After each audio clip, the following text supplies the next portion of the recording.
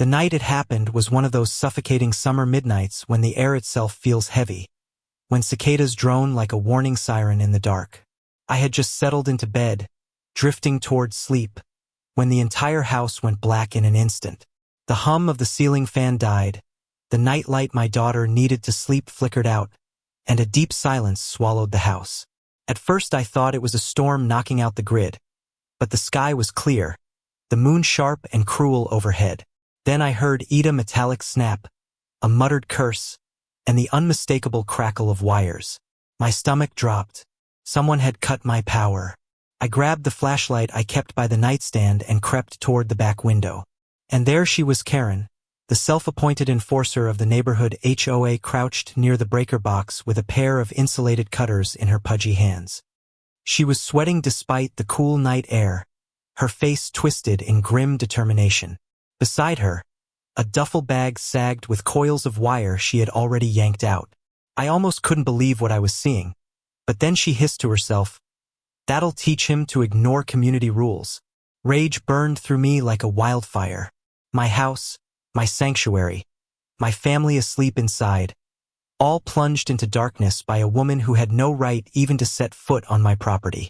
I stormed into the hallway, pulled open the locked cabinet where I kept my old shotgun and heirloom passed from my father, legal and loaded for emergencies, and snapped the shells into place.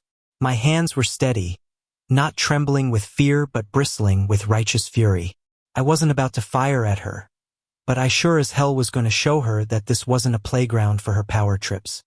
With every step through the living room, I could feel the blood pounding in my ears, the hot throb of outrage that someone would dare endanger my family in the dead of night. When I flung open the back door, the creak shattered the silence. My flashlight beam cut across the yard, and there she was, caught like a rat in the glare, crouching with the wires still in her hands. Her eyes widened at the sight of me stepping onto the porch, shotgun resting against my arm, my voice sharp as shattered glass. "Karen, what the hell do you think you're doing?" She tried to bluster, puffing up despite being caught red-handed. "This is a community matter. You've been violating HOA guidelines with your illegal modifications. And as president, I have the authority to enforce compliance even if it means shutting down your power." She waved the wire cutters like a gavel, her arrogance swelling in the very moment she should have been begging for mercy.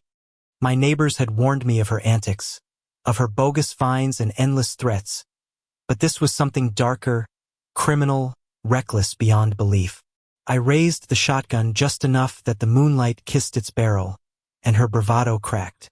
She flinched, stumbled back, muttering that I was threatening her with deadly force, that she would call the cops and have me arrested. I barked back that I didn't need to explain myself in my own yard at midnight while she destroyed my breaker box like a thief. And then the twist came, sharp and unexpected. A second figure emerged from the shadows at the edge of my fence. Officer Daniels, my brother-in-law, still in his uniform after a late shift. He had stopped by after patrol to grab a coffee with me, but found himself staring at the insanity playing out under the flood of my flashlight. The sight of his badge glinting in the beam hit Karen like a hammer. Her jaw dropped, her knees wobbled, and for the first time, her words stumbled. Daniel's voice was calm but cutting. "Karen, you are trespassing, tampering with private property, and endangering a family's safety. Drop the cutters." The authority in his tone snapped the night open like thunder. She tried to argue, screaming about bylaws and community rules, but Daniels cut her off with a simple truth. "This house isn't part of your HOA, it never has been." The neighbors began to gather, their porch lights flicking on one by one, a ripple of awareness spreading down the street. Phones were raised, cameras recording. Karen's empire of intimidation, once built on whispered threats, was collapsing under the harsh glare of evidence. My daughter peeked from the upstairs window, clutching her stuffed bear, her eyes wide with fear and awe. My wife stood behind me on the porch, her face pale but resolute, whispering, "Don't let her get away with this." Karen tried to bolt, lumbering toward the street, but Daniels blocked her path, hand hovering near his holster. Her bluster returned in fragments, accusing him of corruption, accusing me of staging the whole thing, even shrieking that the power company was on her side. But her words fell flat in the night air. The wires dangled from her hands, the cutters gleamed in the moonlight, and the cameras didn't lie. I stepped closer, my voice low but razor sharp. You cut my power at midnight. You risked my family's safety, and you thought you could hide behind your title. But tonight, the whole neighborhood sees who you really are. She looked around, desperate for allies, but the faces staring back were cold, unforgiving. The queen had been stripped of her crown, and in that moment, as Daniels called for backup on his radio, I felt something shift inside me, not just anger, but a grim sense of justice taking root. Karen wasn't untouchable anymore. She was finished, and every second of it was being broadcast into the phones of neighbors who would never be silent again. Karen's eyes darted wildly between the shotgun in my arms, the badge glinting on Daniel's chest, and the sea of recording phones gathering at the edge of the street. For years she had thrived on intimidation, hurling fines and threats like thunderbolts, but in that moment her arsenal was empty. She had nothing to shield her from the cold truth that had cornered her in my yard. Still she tried. Her voice cracked, shrill and desperate. You don't understand. He's been violating codes for months. I'm protecting the neighborhood from fire hazards, from illegal wiring. This is about safety. Daniels stepped closer, his tone measured but unyielding. Safety?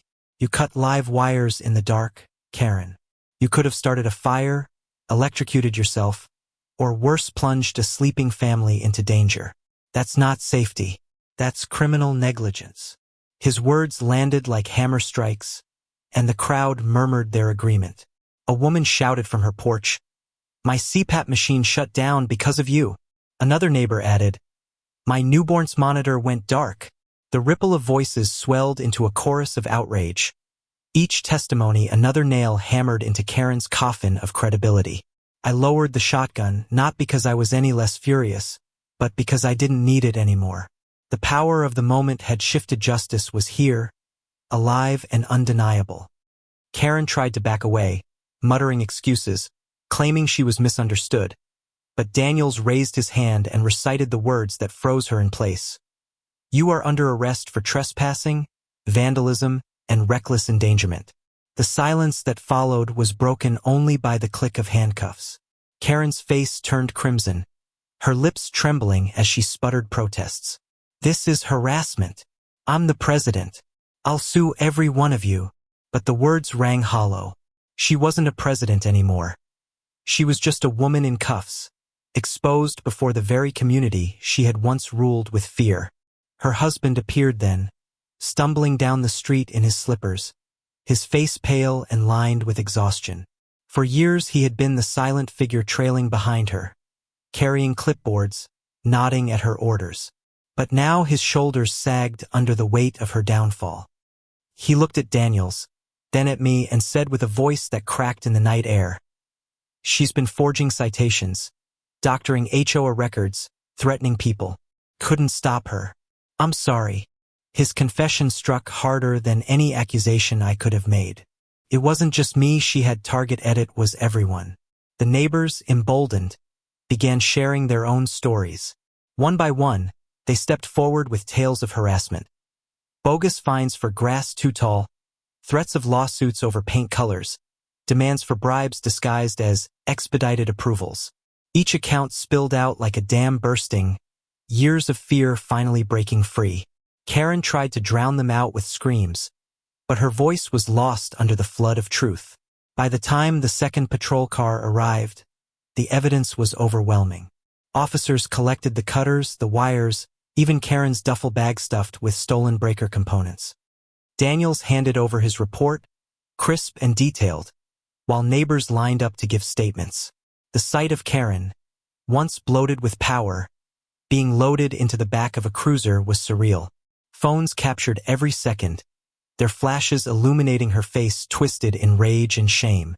The queen of the HOA had fallen, not with a bang of authority, but with the slow, humiliating crumble of her lies. When the cruisers rolled away, the street erupted not with fear, but with cheers. People clapped, some laughed, others hugged one another with relief. My wife held our daughter close, whispering that it was over, that we were safe. I stood on the porch, the shotgun still in my hand, not as a weapon but as a symbol. Not one shell fired. Not one law broken, just a man defending his family against tyranny in the dead of night. The days that followed turned Karen's arrest into a wildfire of public reckoning. News outlets picked up the story, broadcasting footage of her cutting the wires, of me confronting her, of Daniels making the arrest. Headlines screamed about HOA abuse spiraling into crime. Talk shows debated whether HOAs had too much power, and legal experts pointed out that Karen had crossed from rule enforcement into outright sabotage.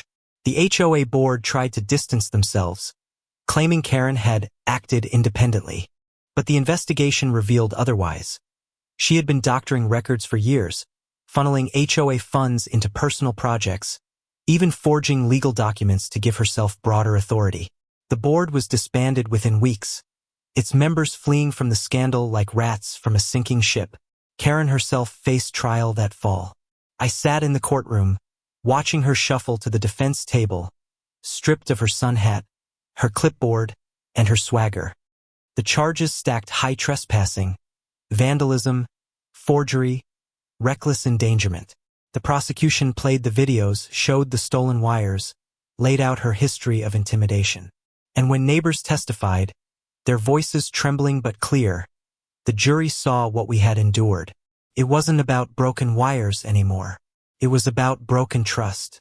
The verdict was guilty.